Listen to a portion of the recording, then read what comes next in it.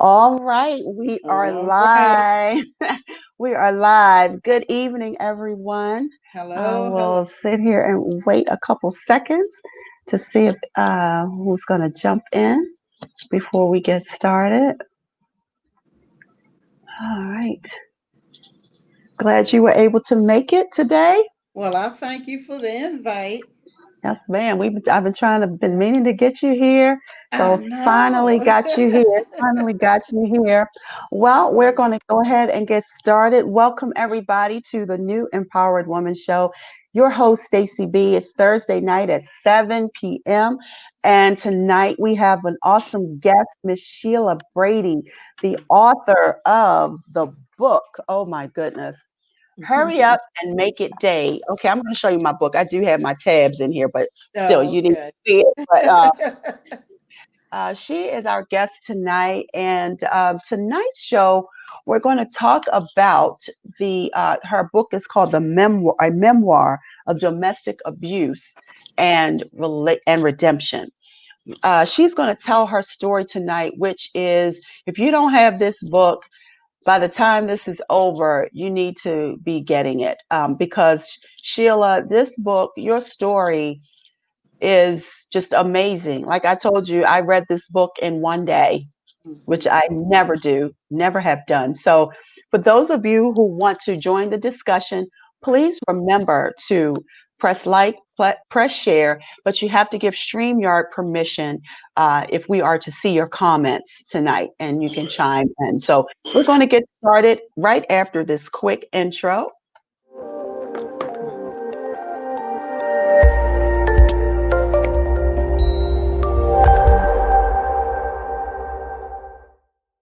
Okay, and we are back.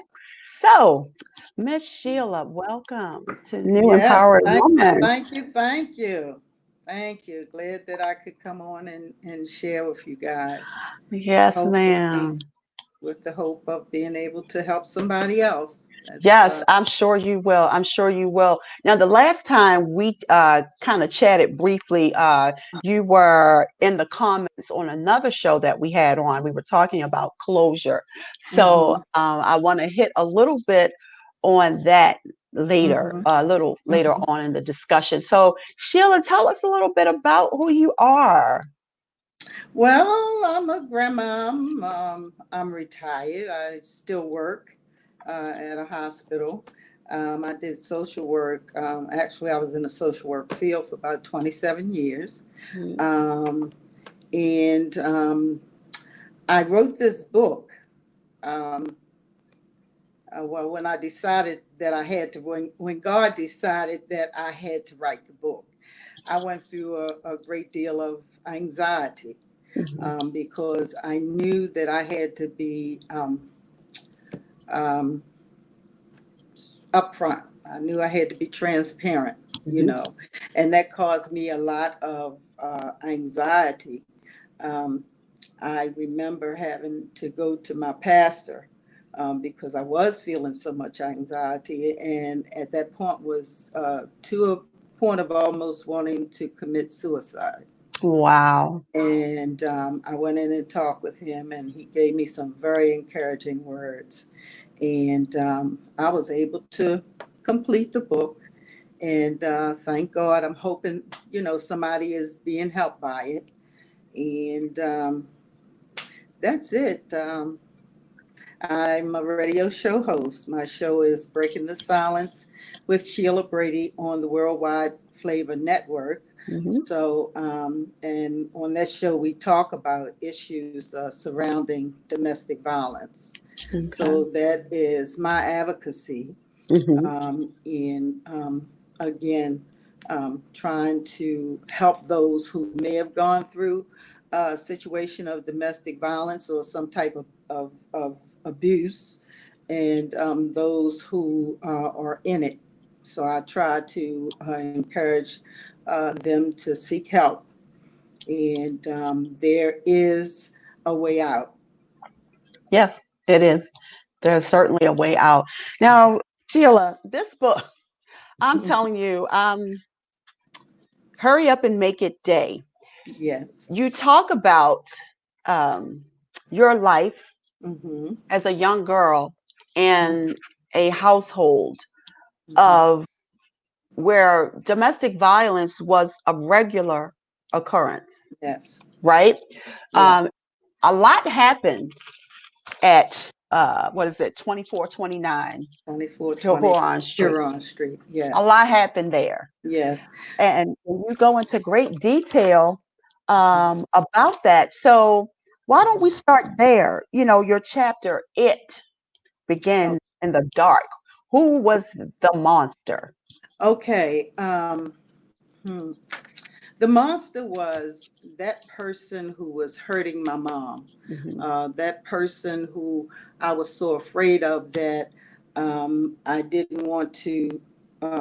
I was afraid of the dark. Hmm. And the dark just represented so much. Every time the lights went out, it seemed that I heard other noises. I knew something was going to happen when the lights went out.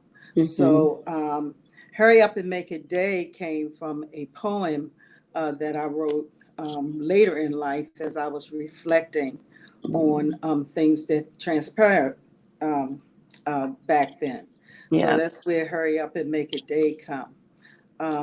It is hurry up because it is going to consume me. It's going to, um, the night, is just going to consume me. So I need it to be day. I need day to come. Mhm. And I felt better, when day was here. If you can understand what I'm saying, I Yeah, was yeah, just so definitely. afraid. Talk about how afraid I was of going upstairs by myself Mhm. because it was dark. I never liked being in the dark because it represented, so much of what my life was at that time. And Right. And it seems like, reading reading the chapters and everything that, it was just heart wrenching mm-hmm, to read everything that your mom went through mm-hmm, during her years and what you had to face. And lots of time, these things are still happening today, absolutely. where we're in the household and we have parents who Mm-hmm, are at odds mm-hmm, all the time. And in your case, it was your dad mm-hmm. who would At actually that time. at that time, right? At that At time, that right? time. Oh yeah, that I'm Mm-hmm. and the other parts of the book, and which was like, Yeah. I'm just I'm just gonna say your mother was like a hero. Mm, She was like the strongest person. she was. She was very And strong. yeah, yeah, she was a very strong woman. And not understanding why. One of my struggles was understanding why I am in this place. Why am I here? To the point where I got mad with my mom Hmm. because I was put in this situation. But when you're young, you only see things from, a very small perspective. You can't see the whole picture. Hmm. I couldn't see that she was a wife, she was a mother, she was a homemaker. She worked, you know, um, and the struggles that she had to go through in order to continue on even after day came, you Yes, know, right. Oh wow, even right. after day came. Yeah. So, yeah, she was a very strong woman. I ended up loving her, oh my God, beyond measure. Mhm. And Yeah. that happens sometimes, Sheila, because as I began to read, I identified with Mm-hmm. you Mm-hmm. with your relationship with your father. Mm-hmm. You know, Mm-hmm. Okay. you were like a daddy's girl, Mm-hmm. you know, I was. and I was a daddy's girl as well. Like daddy Mm-hmm. could do no wrong, no matter Mm-hmm. what, happened. I Mm-hmm. always saw you, you were taking up in the opening chapter, you're taking up for your Mm-hmm. father. Mm-hmm. Mm-hmm. Yep, You're taking I up for did. him, and no Mm-hmm. matter what he did. And then the relationship with your mother, I could understand that as well. Mm-hmm. And then later in life, learning to say, hey, when you know better, you do better. You only Exact. can do what you are exposed to and how you Exact. know how to cope. That's Okay. right. That's Right. right. And that relationship is also growing now, which I Yeah. can appreciate. And she went through so much in dealing with him as long as she did. I mean, in retrospect, I can, say that now. He too was definitely a monster, one of Mhm. those, the monster of the darkness, you know. Yeah. But she went through quite a bit. Yes, Hmm. she did. She went through quite a bit, and me in dealing with her, she left at a point. There Hmm. was a Hmm. point where she left, and when she left us. And I was at a young age where I really yearned for her. I yearned for her to be here. Now, mind you, Dad did not display this behavior when Mom was not there. She was his target.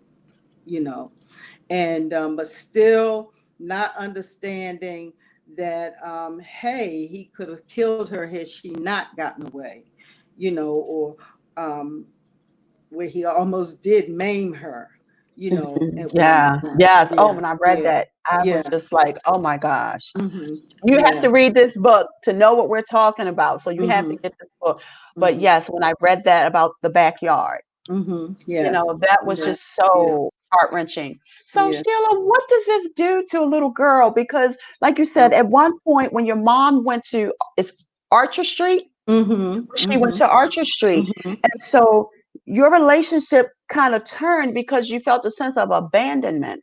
Yes? mm-hmm, absolutely, Because you mentioned that a couple times. So mm-hmm. what does this do to a young child, as a young girl child, as she is growing up? You mentioned the migraines and all of this. This is trauma for you. Yeah? It was very traumatic for me. I went through a whole bunch of changes, not understanding at the time what they were and why it was happening to me. But I wet the bed. Again, I was afraid to stay in the dark. Um, I was anxious. I was constantly in a rage. Hmm. If I got into a fight, it was beyond just the normal disagreement, pushing and shoving. Hmm. It was like I was going for the throat. And I was so young, to have been going through that. And I didn't understand why it was happening, you know. And Hmm. I became very depressed at a Right. very young age. At like 14, I was on, medication. Hmm. Um, there was a school nurse, and you would get sent into the school nurse. And at that time, the school nurse could do anything. And she put me in touch with a social worker. And I don't know, it was just the attitude back during that time is just so much different now. you know it was Hmm. almost that, okay, this is what's going on in your home. This is what you can do to try to keep yourself from being so bothered by it. But this is Hmm. something that happens in households, you know what I mean. Yes, yes. um, it was like my house wasn't the only house. There were other houses, that was going through this. Yeah. So the advice that you got was, because where could you go? Well, I did have some place to go. I went to The my grandparents. grandmother was my angel. Hmm. So that was my refuge. Um, you know, but Yeah. yes, very afraid to be in a relationship. I had very few friendships, Hmm. um, and just afraid to let anybody really get close to me as well.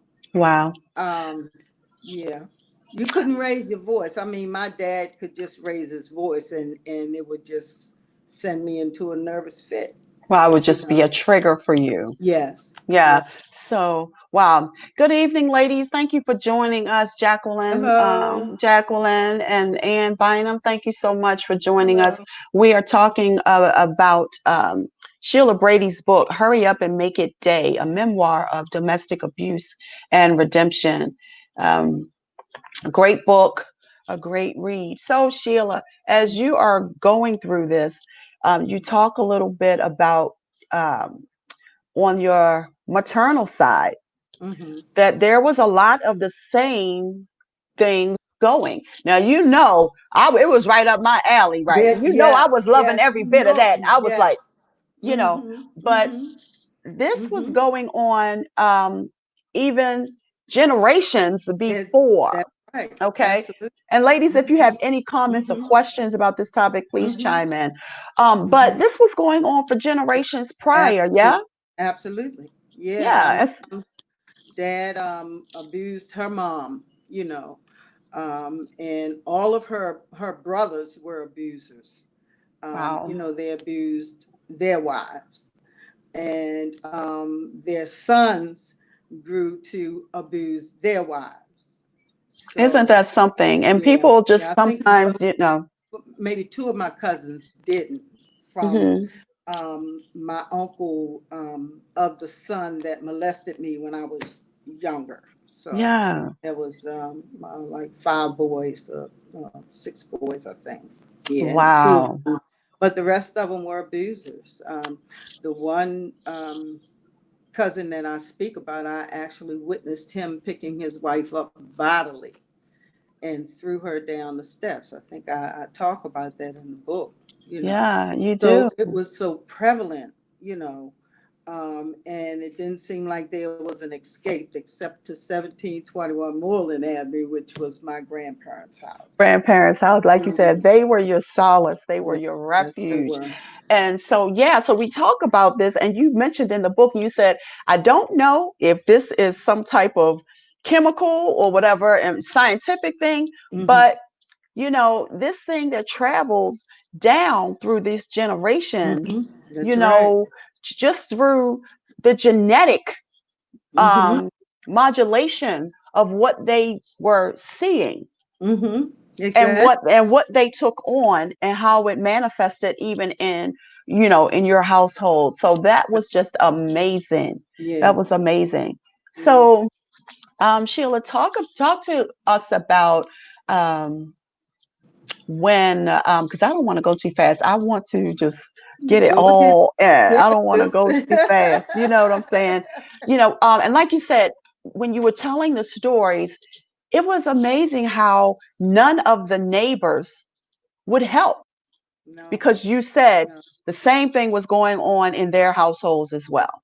as well. How That's how right. how was that? How do you sit by and watch? Exactly. Well, because everybody was going through the same thing.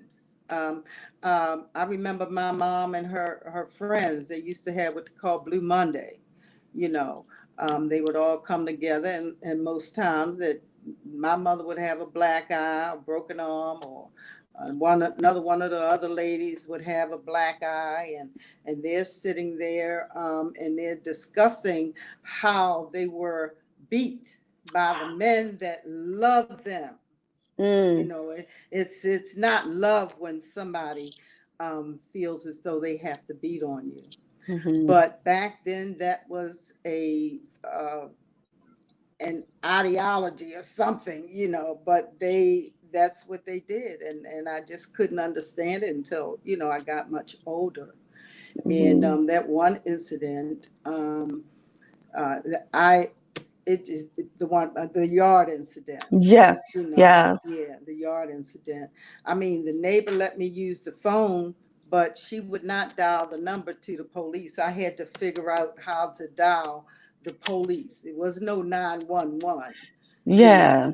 So I had to figure out how to call the police, and I just by mistake hit the right O, and that was the operator's O. So that's who you Oh, had to go wow. through to, to get to the police or whatnot. But yeah, yep, they just turned a blind eye. Yeah, it was just amazing. And so let's talk about your dad for a little bit. Hmm. Okay. So, your dad was in the service. He served in World War II. He Yeah. was in the military, Within the yes. military. And so how much do you feel that when he was in the military and Hmm. obviously with the PTSD, Hmm. how much did that play into him being an alcoholic and then lashing Mhm. out and then the whole just going on down the line? How do you think Right, that played out? exactly. Well, from my mom, she said that once he came out of the military, that's when all of his issues with drinking and Hmm. drugging started. Okay. And that was it. It was a lot. Was the military? He came home. He had headaches, Mm, and he would go into. He suffered through anxiety. Great deal of anxiety, and of course, he drowned his sorrows and with using alcohol. okay. But a great deal. He suffered a great deal by being in the military. He loved being in the military. He was quite proud of being in the military. He discharged as a sergeant, Hmm. so he was very proud of his accomplishment. As a matter of fact, we used to have to, we were his soldiers. Hmm. One of the games that we would play, we would be his soldiers, and he would, give us military directives, called us corporals or whatever, you Hmm. private or whatever, you know. So that turned into a game. But even at that, he was very serious about it because if you laughed, Oh, you okay. were He kicked was, out of the yeah. military. Don't laugh. Nothing funny. Exactly, exactly. So, but yeah, the military had a lot to do with the way he was. He was diagnosed with having PTSD, and he should have been taking a medication, but his medication was alcohol. And Mm, unfortunately, the alcohol just, you know, um, open up those inhibitions of things that you may not. And believe me, my father, when he was not drinking, you had to make him talk. You had wow. you had to make him talk. He was the kindest, most loving friend. I mean, he was really a friend to his friends, and Hmm. we had to, we got to meet all his friends. They were all little alcoholics that, Mm, even though in his condition, he did what he could to help them. You know, wow. So he was um, just a good person at heart, he just was a to the core. beautiful person to the core, but that alcohol just brought in, set into him a rage that it was, uncontrollable. Wow. And And it's, yeah, and it seems like it just, yeah, this just went through your whole life. exactly, And exactly. so do you And think, it, mhm. do you Now, I think, just wanted to oh, go say, ahead. explaining my defense of him, That was my because next he question. he was such a good man. I knew him when my mom wasn't around. You Hmm. know, um, I got love. When mom wasn't around. He loved his girls, loved the boys too, but he loved his girls, and we were all very close to him. The neighbors' children. He was a tailor, Okay. and he would do all of this suits for Easter. Everybody came to Mr. Lemmy to for them to alter his Hmm. suits and their suits and things like that. But now you better catch him when he was sober, because Okay. if you came, with your suit in hand and he'd been drinking, you'd have got cussed out and sent on about your way. But I knew him, when mom wasn't there, Yeah. and he took care. He took good care of us, Hmm. and so I love him so much for that. I remember one of the neighbors called DSS, and of course we had to go into the agency. And when my dad got home from work, he realized, what had happened. They'd come and had taken us away. Well, my mom was there when we got there, so it was kind of an arranged thing, you Okay. know. And so my dad came, and his attitude is, I don't care what you do, but you are not taking my children. you know. Hmm. You're not taking my children. Well, there were three of us that were old enough, myself and my a younger brother and an older brother. And we chose to stay with my father again Yeah. because we knew him, as another person. He never hurt us. Right. And yeah, so yeah, and we chose to stay with him because the other two girls were not able to, speak for themselves. Of course, my two sisters, who I facilitated, was facilitated to them, a lot through the abuse, after she left my dad and whatever. But yeah, so that was my defense of him. Did I get mad with him? I got mad as hell with him later in the years, you Hmm. know. And and I told him we had a what they say, go to the shed moment, Yeah. He sat there and he listened, and I told him everything and about everything that I felt that he took from me emotionally. Watching him beat my mother the way he did, hearing the Yeah. sounds of her being beaten. You know, and I did, but he could say all he could say was that he was sorry. You know. Yeah. Yeah, and that was I was just I thought that was the reason because Mhm. you knew who your dad was. Mhm. Was that the reason that you clung so closely Mhm. to him? Mhm. And when I also read that, like you just said, through all of his rage after Mhm. he would be drinking, he Mhm. never touched the kids. He Never. never lashed out on the kids. And in that Mhm. instance, in the backyard, you even saved your mom Mhm. because you Mhm. put your bodies But on her. that's right. That's Right. And so because you knew he he wouldn't was hurt you. not going to hit us. That's That's right. that's amazing. Mm-hmm. Yeah. Yeah. So Sheila, where One time he did pick me up. He was after my mom, and he had ran her around the table, hmm and I was, standing, no, daddy, no, and he picked me up, and my mom was saying, give me her, don't, and he threw me to her. Well, she was standing in front of a china closet, and she had to sidestep to catch me. Well, I hmm would have gone through that china closet, Wow. Wow. Yeah.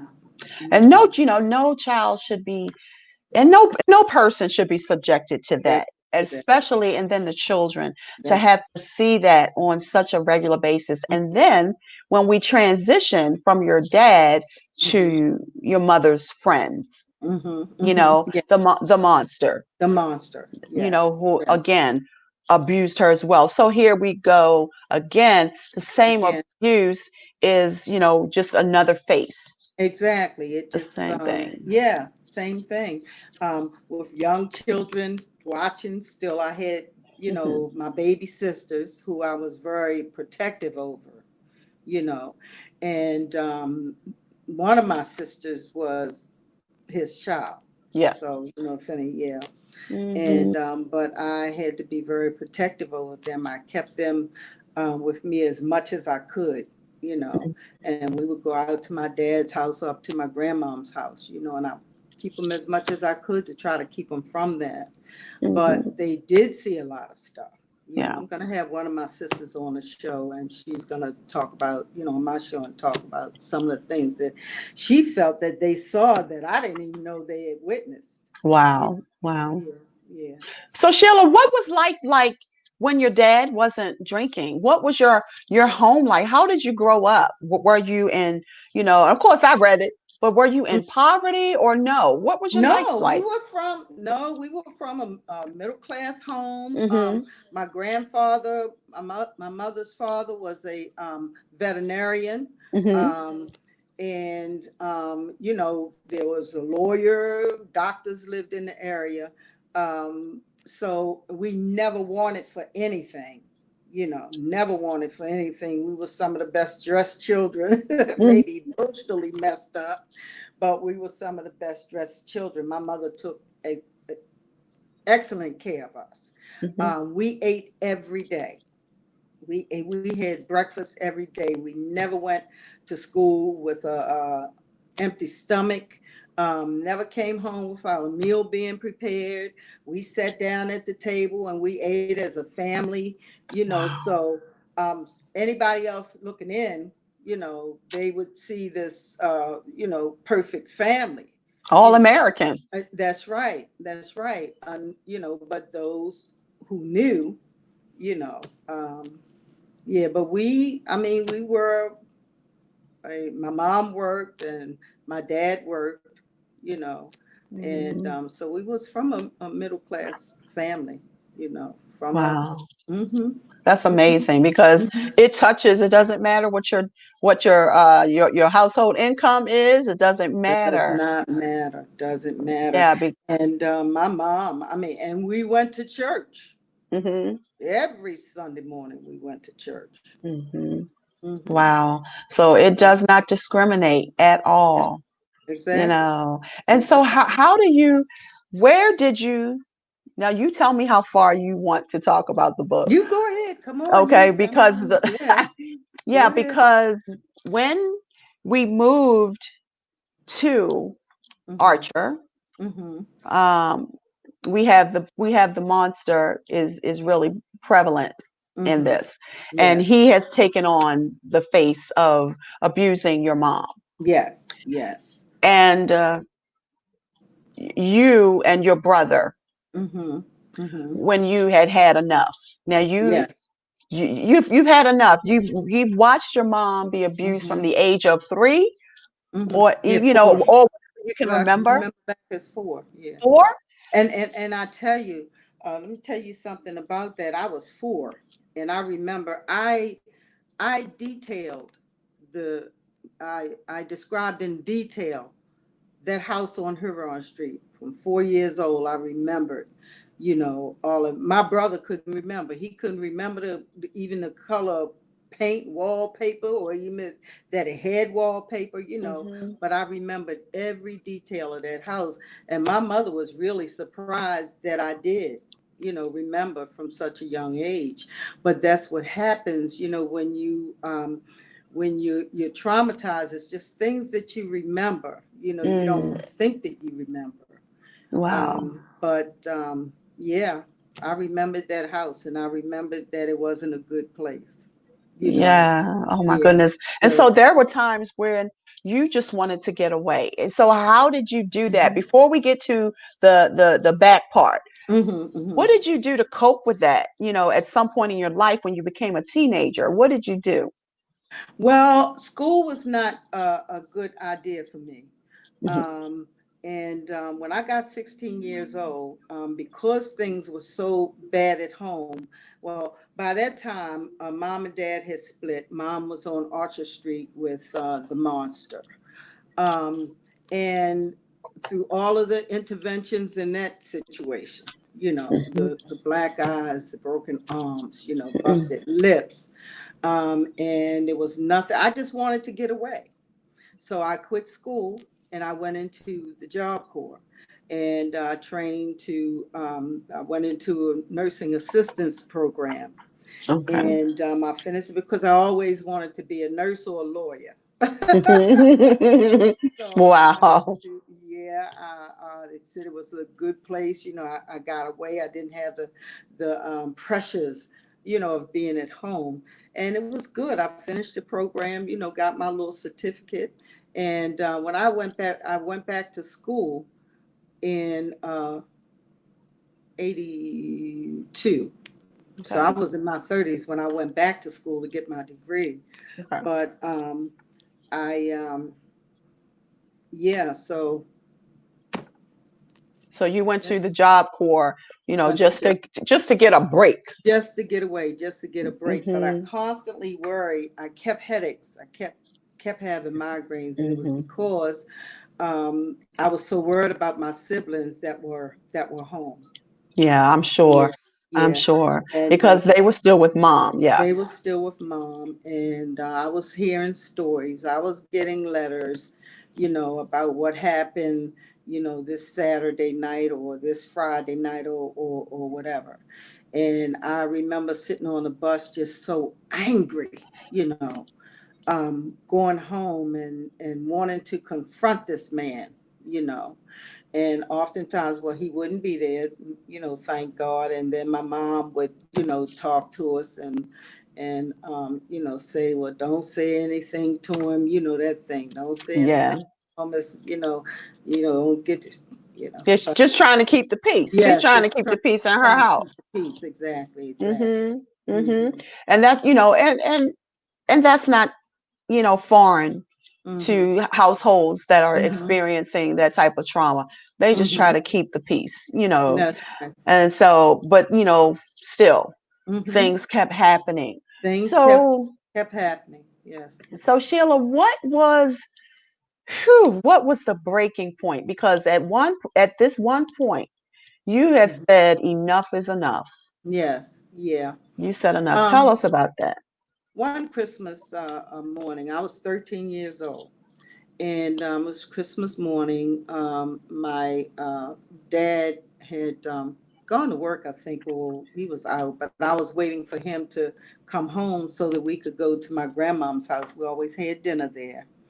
And my mom had told my dad that was okay for him to come and visit my sister. I had a sister who was an invalid, Okay. and she stayed with my mom. My mom took care of her, and she had told my dad that it was okay for him to come over to see my sister, and I got a phone call, telling me that this man had taken those old heavy iron chairs, the red and white chairs. You may not remember, but they were real heavy. They were made Like out the of, wrought iron.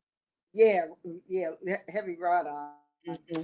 And he took one of those chairs because an argument broke out. My father said that he didn't want to argue, so he got up to leave. But the monster, as I tag him, took one of those chairs and knocked my father over the head as he was descending the stairs. And I got that news. I was called, and I got that news. And at 13 years, I went over to the hospital to see him, see that he was okay. I didn't know whether he was living or dead. I didn't know what he could. And I walked a good distance. I walked. My granddad met me at the hospital, and you know, um, but. Mm, So I went in to see the doctor, and my father, and the doctor assured me that he was okay. But when I saw my father's face, Hmm. and he had a gash in the back of his head, and he had fallen, and his head had hit the cement and scrapes and stuff. And I just went into, I don't, I went into another uh I don't know It's what like to a call blind it. Just rage or another, something. yes, yes. And that Hmm. was the about the third time that I'd had that type of rage, you know. And I remember walking from the hospital. My granddad that came to the hospital, and he wanted me to go home with him. But I said at that point, if it takes me 5 years, I'm going to kill him. And so I left the hospital. I went over to my mom's house, Hmm. and he was there. But before I went there, I talked to my Aunt Peggy, as we called her, and I stopped by her house, and she fixed up a can of lye. And I crying and walking as fast as I could to get to that house so that I could douse this lye on this man. And when I got there, mom, not knowing what was in the bag, she thought it may have been a weapon or something. I don't know why, but she knew it wasn't good.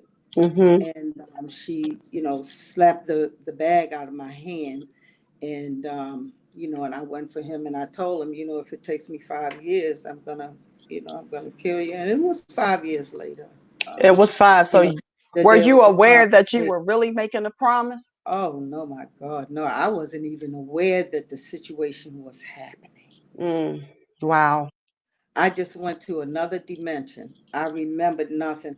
I had to rely on people, to give me bits and pieces of what went on that night, because I just totally, just totally lost it. Wow. And Hmm. so, like you said, unbeknownst to you, you made a promise Hmm. that Hmm. you made good on that promise. Yeah, and but it was just so,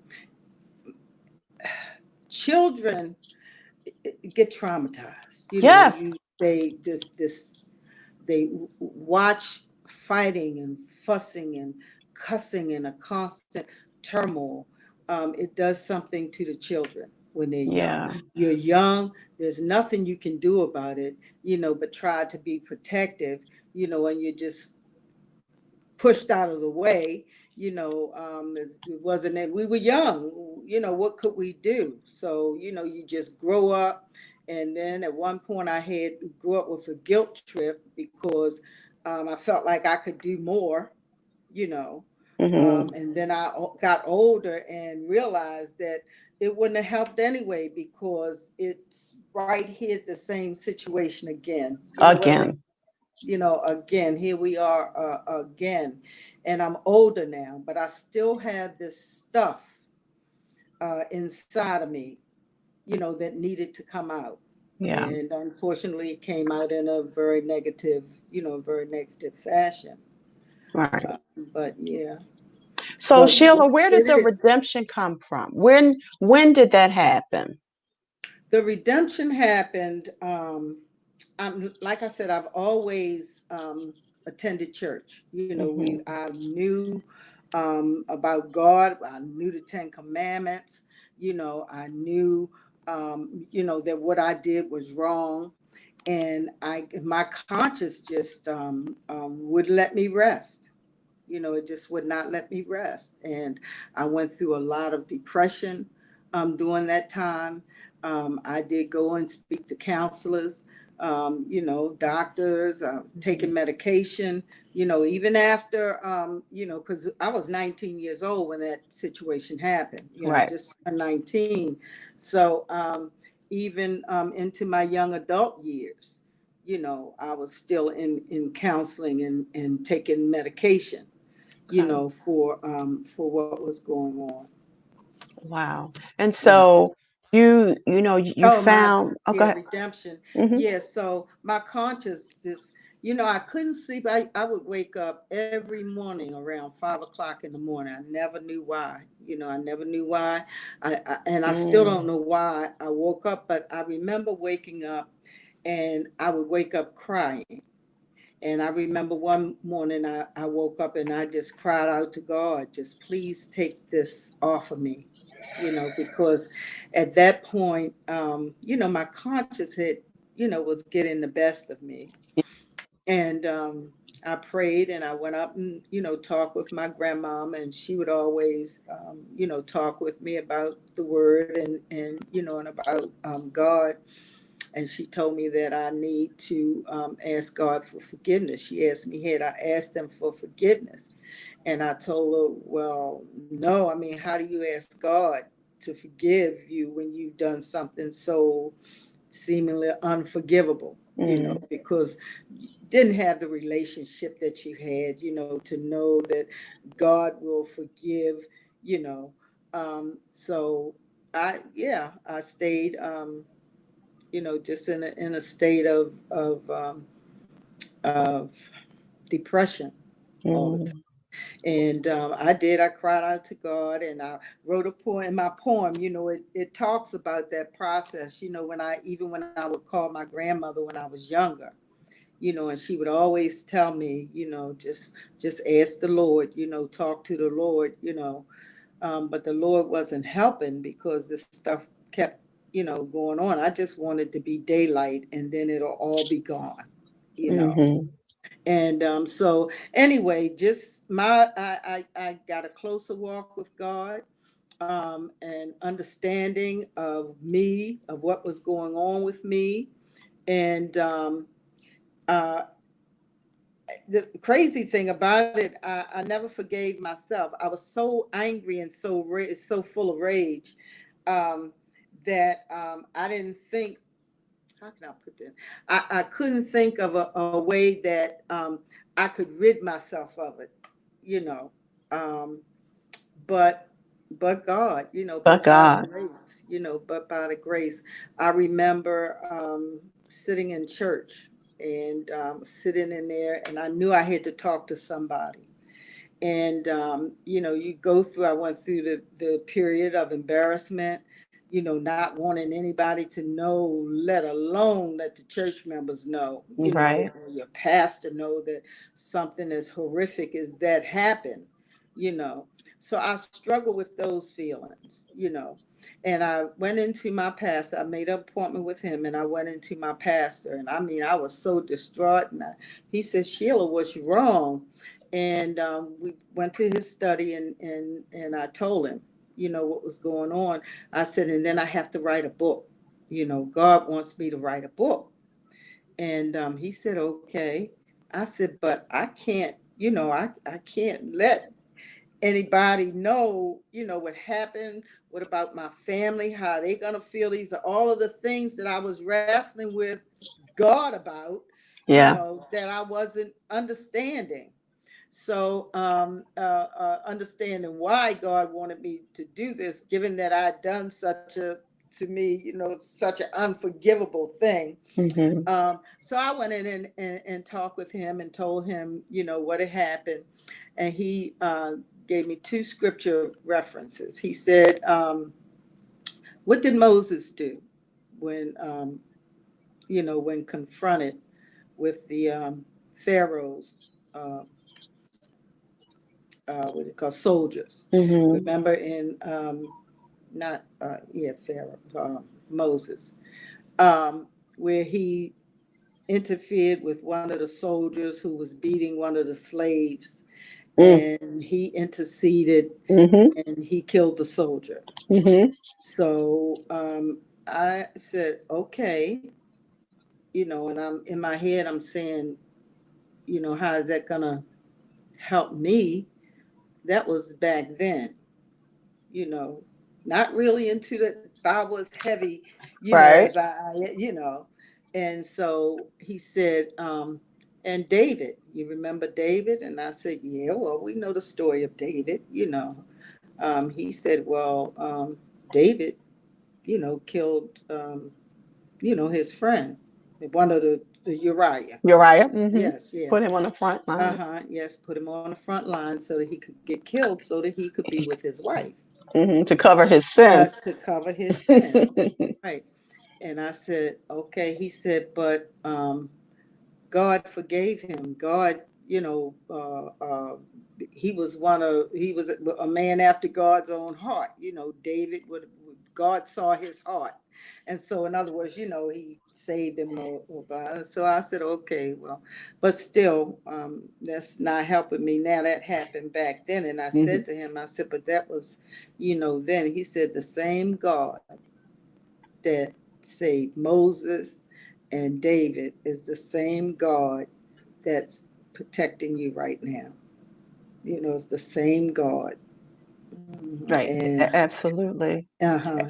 And we never know why God, you know, um, you know, lets a situation work out one way Mm-hmm. and lets another situation that's the same but Mm-hmm. work out another way. Exactly. You Yeah. know, Yeah. because I trust me, I'm a witness to Mm-hmm. how the strange way God just works things out. Yes. Yes. Yes. And Of then how He to works things out. Yeah, right, and then have the nerve to say you have to write a you book. have to tell You somebody know. about it. Yeah, yeah.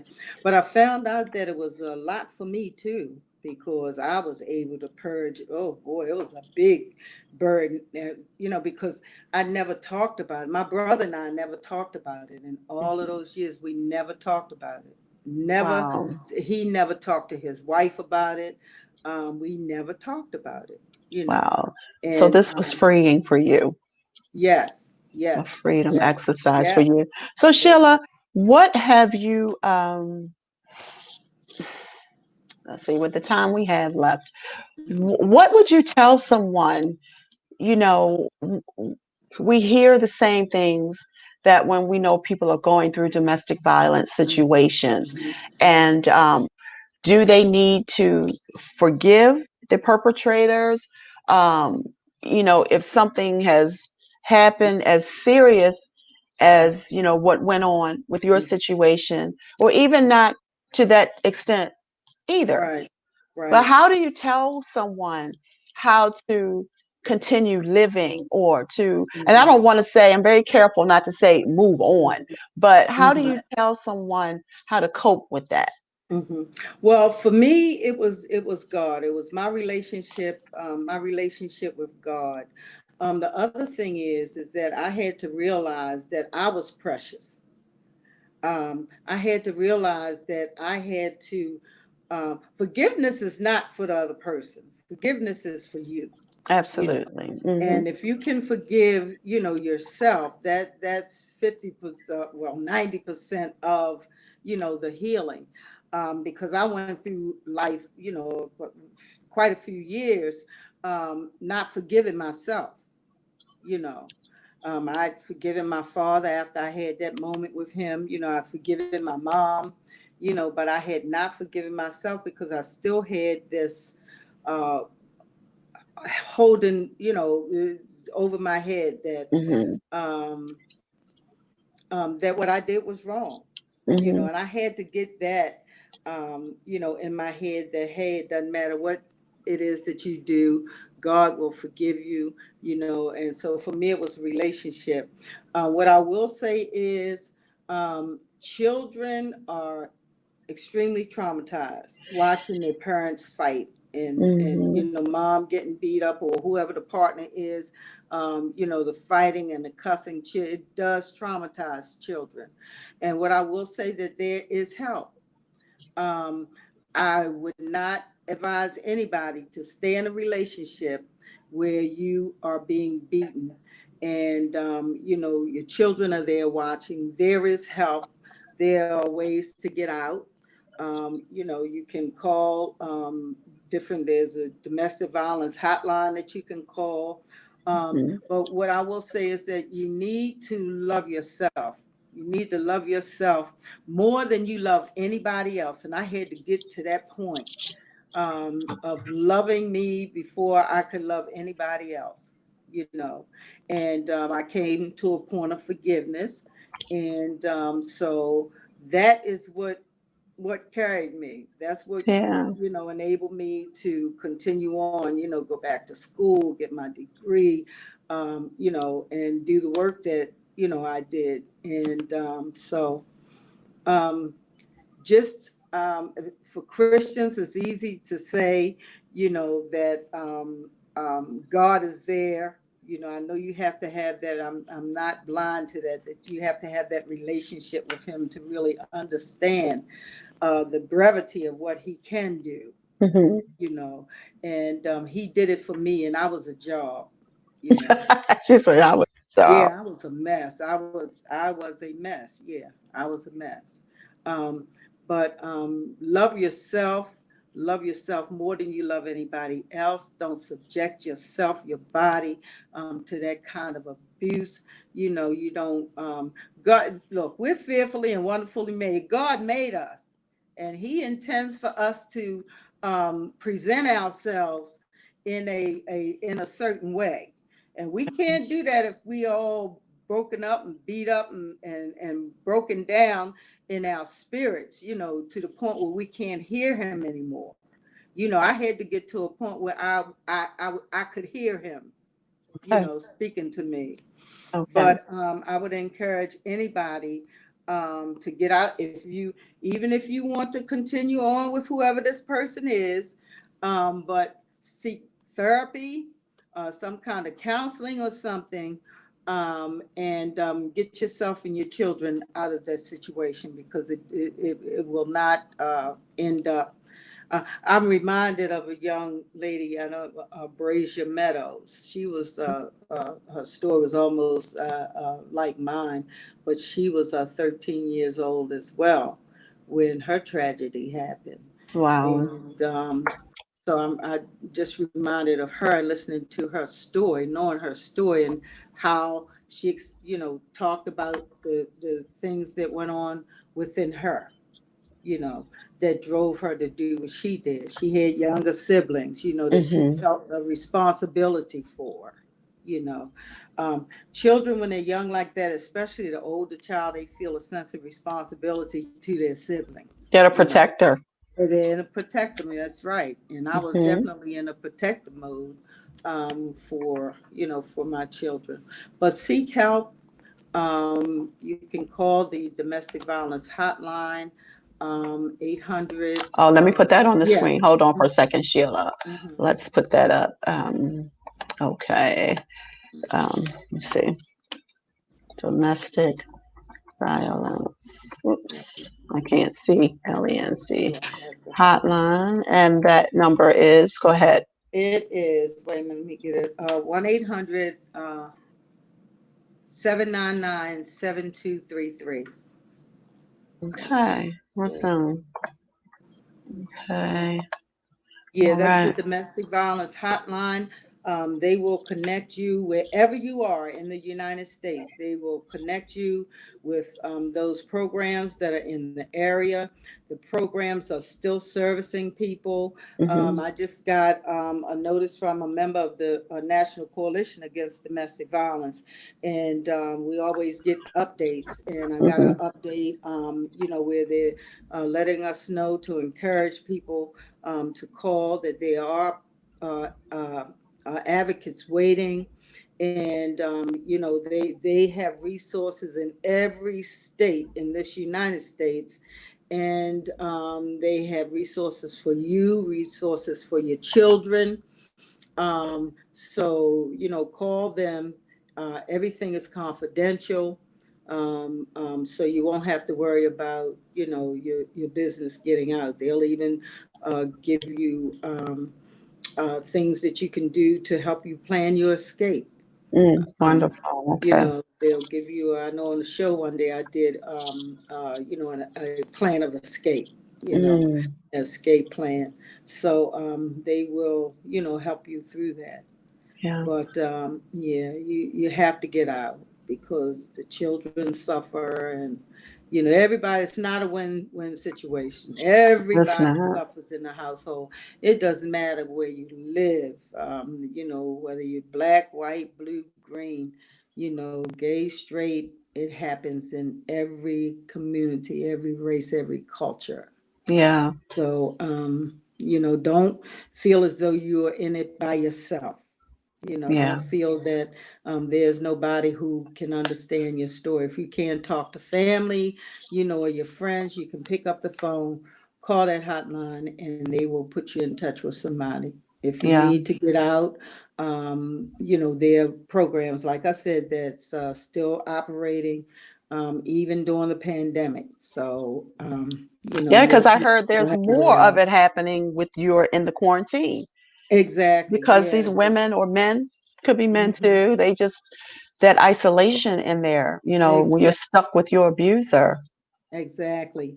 So The sad. hotline, there was a 9.5% increase in hotline calls within the last 3 months. I was Mm, sent a report where they uh, did a study from March to May, March, April, May, yeah, to May, hmm. and they found that there was a 9.5% increase in in calls. Wow. So yeah, So yeah, we pray that our sisters and brothers would, just be, you know, mindful of our relationships. exactly. Like you Yeah, said, to love ourselves enough to that's right. come away from the Mhm. abuse, That's right. male or female, to come That's away, because at the end of the day, there are a plethora of reasons why mhm. people do what they do. Yes. Yeah. It could be, some could just be jerks and just like hitting on women, Mhm. Mhm. cowards. Or then you Mhm. have and this is not, excusing the behavior Right, whatsoever, but right. then you have some others where, Substance abuse. the substance abuse, emotional trauma, the Mm-hmm. PTSD that's Yeah. triggering that. Mm-hmm. So That's you right. have so many different reasons, That's but right. you are number one. You are That's right. first, and your life is of paramount. That's And right. it's important. Yeah, well, So, we can understand what they went through. You can understand what you understand what they're going through, but understand what you're going to and the damage that it's doing to you hmm and your children that are in the household watching. yeah, It's okay to sympathize and all that good stuff, sisters, but you got to do it for you. you You have to do it have for you. to do it for you. You are not responsible for anything that happens. Um, there's nothing that you do or can do to make anybody an abuser. It's a hmm decision that they make. It's a choice It's a that choice. they make um, to hit you as opposed to walking away. hmm Um, hmm yeah, so it's nothing that nothing that they can do to um, make you responsible Right. for It's not your what fault. they're doing. It's not your fault. It's not your fault. Well, Jacqueline says, thank you so much for sharing your story Thank you, tonight, Jacqueline. Thank you Jackie. so And much. Thank you. Bynum, my mother, she says, great information for all who Oh, are hi, going through Mom. this. Yes, thank you. Yeah. So, Thank Sheila, you. tell us where we can get this book. Let me see if I get it in the camera correctly without Okay, the. it's Where in can we there. get that? Okay. Where can we get this? The book is available on Amazon, Barnes and Nobles, ebook. You can get it in print and or ebook. It's available at my website, hurryupandmakeaday.com. That's hurryupandmakeaday.com, and you can get a copy there. Just leave a note, let me know where to send it, who you are, where to send it, and I'll autograph it and send it off to you. But yeah, it's Definitely. available. Yeah. And if you get it on Amazon, even if you, I don't, if you don't get it on Amazon, can you still go on and leave reviews? Yes. Yeah. Oh, because Yeah. I'm getting ready to Yeah. go and put a Yeah. review I in think you can. here for Yeah. that. Go on Yes. and leave reviews. Yeah. Go and Yeah. leave a review. Get this Yeah. book. Get this book. I Yeah. mean, her story is amazing. We only scratched the surface Yeah. on here. It's a small book, but it's packed. Yes, It's indeed. it's, Yes. it's packed. It's a good read. I did at first when trying to decide just how much information, what information, and God just said, tell your story. Just tell it, and I was trying to cut things out and yes, ma'am. Yes, ma'am. Hurry up and make it day.com. Yeah. Yes, Thank you, ma'am. Jackie. Yeah, Thank yeah. you for helping me. Yes, Yes, indeed. But yeah, thank you, Sheila, for yeah. joining me tonight and Thank my you. guest. Thank you so much. Yeah, yeah. Woo! Thank So you glad I so was much. able to read your story, and more will be coming in. Whatever else the Lord says to do. Um, Yeah, you're right. right, right, right. So all we can do is wait and just see what He's gonna say next. Right. Yeah, yeah. I kicked and screamed about the book. I kicked and screamed about the radio show. So I don't know what, just continue to pray. And I asked everybody to keep my family in prayer. It's Mhm. quite a bit happened within the last couple of weeks. So just keep us in prayer. Right, right. Yes, we Mhm. will. Okay, Sheila, thank you again. And thank you, Thank you, everyone, for joining Stacy. on the new Empowered Woman Show this week. This is a great show, great information. And so until next week, thank you again for joining us on New Right. Empowered Woman, where the new is all about. Yes. Great.